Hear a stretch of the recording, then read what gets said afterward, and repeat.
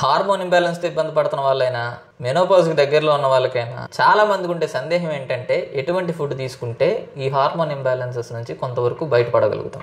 Research ఏం చెప్తుందనంటే, మనం తీసుకునే ఫుడ్లో ఫైటో ఈస్ట్రోజన్ అనే కాంపోనెంట్ బలంగా ఉన్న ఫుడ్ని తినగలిగితే మనకున్న హార్మోన్ ఇంబ్యాలెన్సెస్ కానీ మెనోపాజ్లో వచ్చే సిమ్టమ్స్ని కానీ కొంతవరకు మెరుగు చేసుకుంటూ రాగలుగుతాం. అంటే ఈ ఫైటో ఈస్ట్రోజన్ యొక్క స్ట్రక్చరు మన బాడీలో ఈస్ట్రోజన్ స్ట్రక్చర్కి దగ్గరగా ఉండడం వలన దీన్ని ఫైటో ఈస్ట్రోజన్స్ అని అంటారు.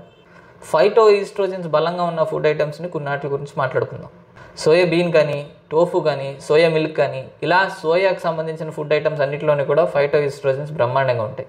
చిక్ పీస్ అంటే కాబూలి శనగలు, నువ్వులు, అవిసె గింజలు, నట్స్లోకి వచ్చినప్పటికీ వాల్నట్స్, బాదం, పిస్తా, టర్మరిక్ అంటే పసుపు, గార్లిక్ అంటే వెల్లుల్లి. సీడ్స్లోకి వచ్చేటప్పటికి ఫ్లాక్ సీడ్స్ అవిసె గింజలు, చియా సీడ్స్, పంప్కిన్ సీడ్స్ గుమ్మడి గింజలు. వెజిటేబుల్స్ వచ్చేటప్పటికి క్యాబేజ్, క్యారెట్, స్వీట్ పొటాటో, చిలకడదుంప, స్పినాచ్, పాలకూర. డ్రై ఫ్రూట్స్లోకి వచ్చేటప్పటికి డేట్స్, డ్రైడ్ ఆప్రికాట్, కుబానీ అని అంటాం.